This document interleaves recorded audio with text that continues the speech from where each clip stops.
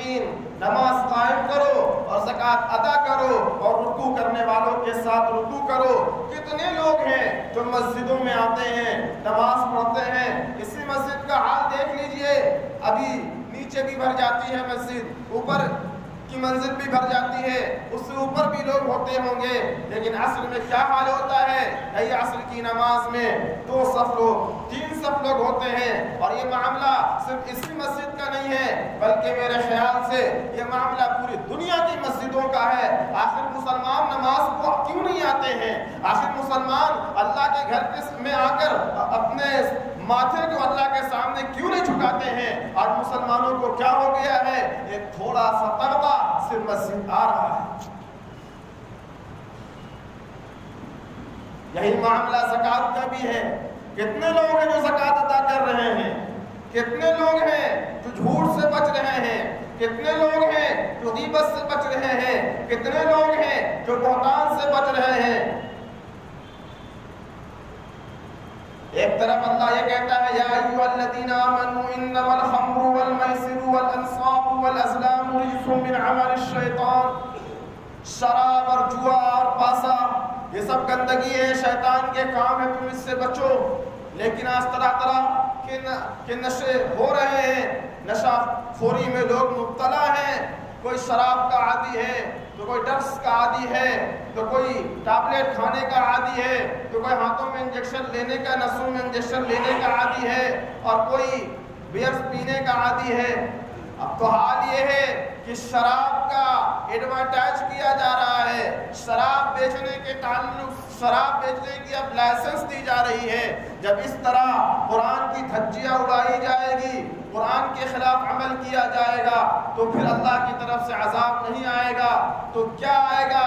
قرآن کہتا ہے کہ سود لینے والا، سودی کاروبار کرنے والا یہ اللہ سے اعلان جنگ کرتا ہے، لیکن کتنے مسلمان ہیں کہ جو سود کھا بھی رہے ہیں، سود لے بھی رہے ہیں اور سود دے بھی رہے ہیں، اور دھڑلے سے یہ کام ہو رہا ہے۔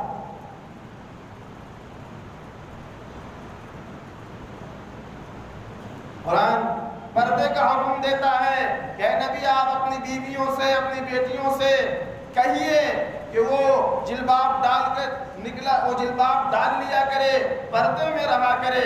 لیکن کتنی مسلمان عورتیں ہیں، غیروں کو چھوڑ دیجئے، اپنوں ہی کا جائزہ لیجئے، کتنی مسلمان عورتیں ہیں جو بے حیا ہو کر، بے پردہ ہو کر، عزتوں کو نیلام کرتے ہوئے سڑکوں پہ نکلتی ہیں۔ وہ کیا قرآن کی کھلی بغاوت نہیں ہے؟ کیا قرآن کے خلاف یہ عمل نہیں ہو رہا ہے؟ لیکن ہم خاموش ہیں، دنیا خاموش ہے، اچھے اچھے نمازی بھی خاموش ہے، حاجی صاحب بھی خاموش ہے، دیندار لوگ بھی خاموش ہیں۔ کیا ہمیں یہ احساس ہو رہا ہے کہ قرآن کے خلاف زندگی گزاری جا رہی ہے؟ قرآن کے خلاف بل پاس ہو رہے ہیں، لیکن لوگ خاموش ہیں۔ یہ نہیں ہو رہا ہے کہ قرآن کے خلاف جو بل پاس ہو رہا ہے اس بل کی مخالفت ہو، اس بل کو ختم کرنے کی بات ہو۔ حال یہ ہے کہ اب تو لوگ دائرے قرآن پر حملے کر رہے ہیں، قرآن کے خلاف آواز نکال رہے ہیں، قرآن کے خلاف بکواس کر رہے ہیں، لیکن لوگ اس طرح آوازیں اٹھانی چاہیے، اس طرح بولنا چاہیے، نہ اس طرح بولا جا رہا ہے، نہ اس طرح اس کے خلاف ایکشن لیا جا رہا ہے۔ ایسے بدبخت ملعون و مردود شخص کو تو پھانسی دے دینی چاہیے، یہاں تو اس کو جیل بھی نہیں ہوئی، بلکہ ایسے لوگوں کے لیے حفاظتی گارڈ جو اس کی حفاظت کرے، ویسے لوگوں کو متعین کر دیا جا رہا ہے۔ کوئی ایک زخم نہیں ہے، جسم کے اندر کئی زخم ہیں، کسی ایک زخم ہو، کوئی ایک زخم ہو تو اس کا علاج کیا جا سکتا ہے، بہت سارے زخم ہو جائیں تو اس کا علاج تھوڑا مشکل ہوتا ہے۔ یہاں کوئی ایک زخم نہیں ہے، زخم پہ زخم لگے ہوئے ہیں، زخم پہ زخم موجود ہے۔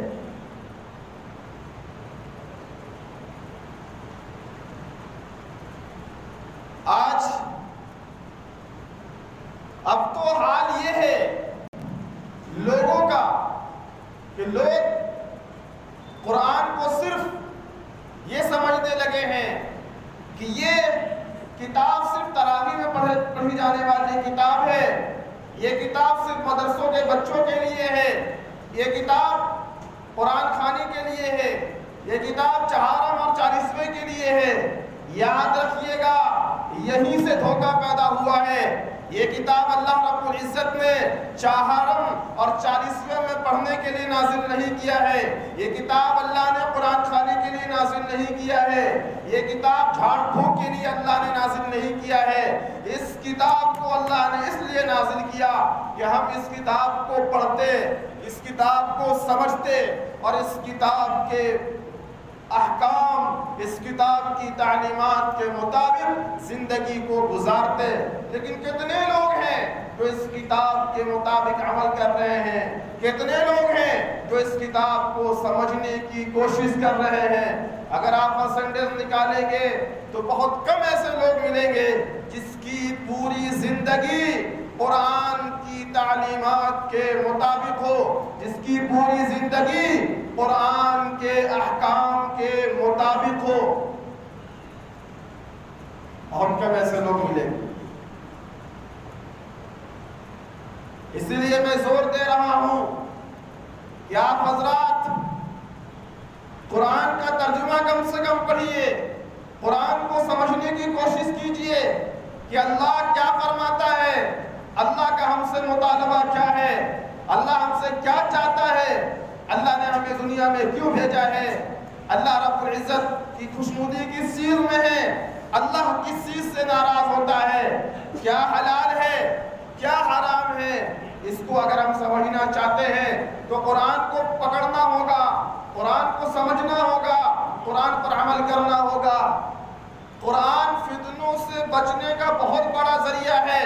جب فتنے ہر طرف پھیل جائے، ہر طرف فتنے ہی فتنے ہو، تو جو انسان قرآن کو مضبوطی سے پکڑ لیتا ہے، قرآن کی تعلیمات پر عمل کرتا ہے، تو ایسا شخص فتنوں سے بچ جاتا ہے، آزمائشوں سے بچ جاتا ہے۔ اللہ رب العزت نے، کیونکہ قرآن ایک ایسی کتاب ہے جو 1400 سال تک ہماری اور آپ کی رہنمائی کرتی آ رہی ہے، اور 1400 سال سے یہ کتاب ہماری اور آپ کی رہنمائی کرتی آ رہی ہے، اور یہ کتاب قیامت تک پوری انسانیت کی رہنمائی کرتی رہے گی۔ یہ صرف مسلمانوں کے لیے نہیں ہے، یہ صرف ایمان والوں کے لیے نہیں ہے، بلکہ پوری دنیا کے لوگوں کے لیے کتاب ہے۔ اللہ رب العزت نے اس کتاب کو ہر ایک مذہب کے ماننے والوں کے لیے، جو جس کا کوئی تعلق مذہب سے نہ ہو، اس کے لیے بھی ہے، امریکہ والوں کے لیے بھی ہے، آسٹریلیا کے رہنے والوں کے لیے بھی ہے، ایشیا کے رہنے والوں کے لیے بھی ہے، یورپ کے رہنے والوں کے لیے بھی ہے۔ جو اس کتاب کو پڑھے گا، سمجھے گا، تو اپنا علاج پالے گا کہ میری بیماری یہ ہے اور قرآن میری بیماری کا یہ علاج بتلاتا ہے۔ آج ہم علاج تلاش کرتے ہیں کہیں اور، آج ہم جو حالات کا جائزہ لیتے ہیں اس کا طریقہ کار قرآن سے ہٹ کے ہوتا ہے، اسی لیے علاج نہیں مل پا رہا ہے۔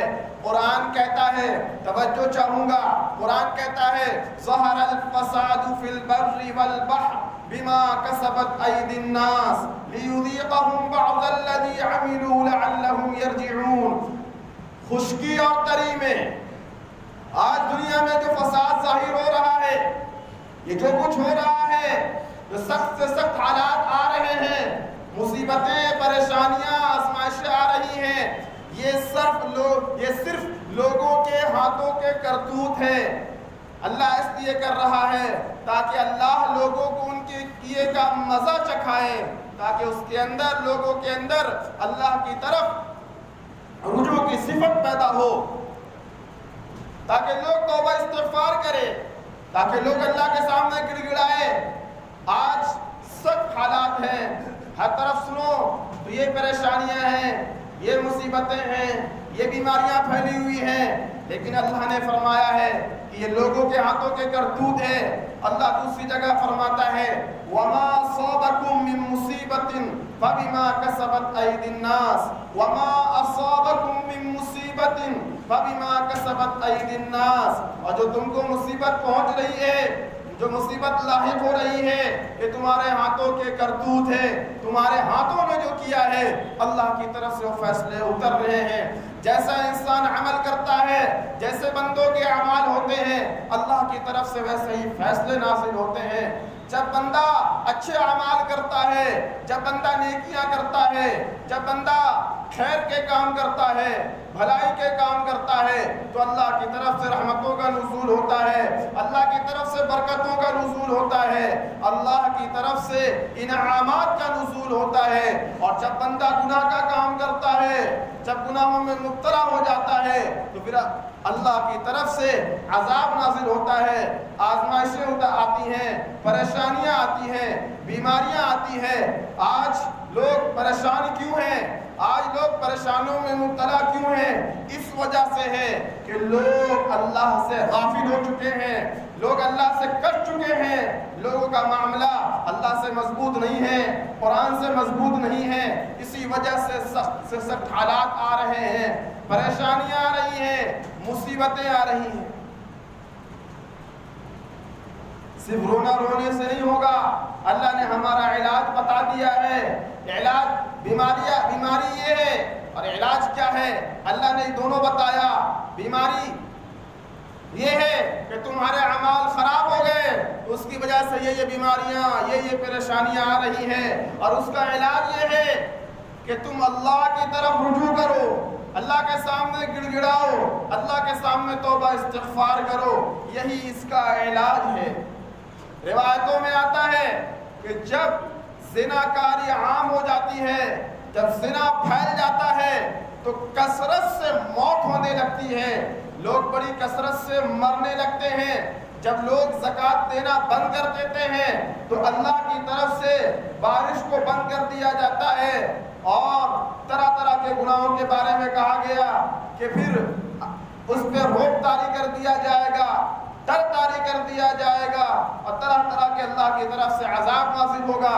ترمذی شریف کی روایت ہے، یہ روایت میں نے پہلے بھی پڑھی تھی، کہ حضرت علی رضی اللہ تعالیٰ عنہ سے روایت ہے، اللہ کے نبی صلی اللہ علیہ وسلم نے فرمایا کہ جب میری امت 15 کام کرے گی تو اس پر مصیبتیں نازل ہوں گی، زلزلے آئیں گے، سرخ آندھیاں چلیں گی، زمینوں میں دھسا دیا جائے گا، اور پھر لگاتار فتنے آتے چلے جائیں گے۔ اللہ کے نبی نے مثال دے کر سمجھایا، جیسے ایک ہار ہوتا ہے، جب ہار کی رسی ٹوٹ جاتی ہے، ہار کا دھاگا ٹوٹ جاتا ہے تو دانے بکھر جاتے ہیں، اسی طرح جب یہ امت وہ 15 کام کرنے لگے گی تو جس طرح دانے بکھر جاتے ہیں، اسی طرح پھر آزمائشیں فتنے آتی رہیں گی۔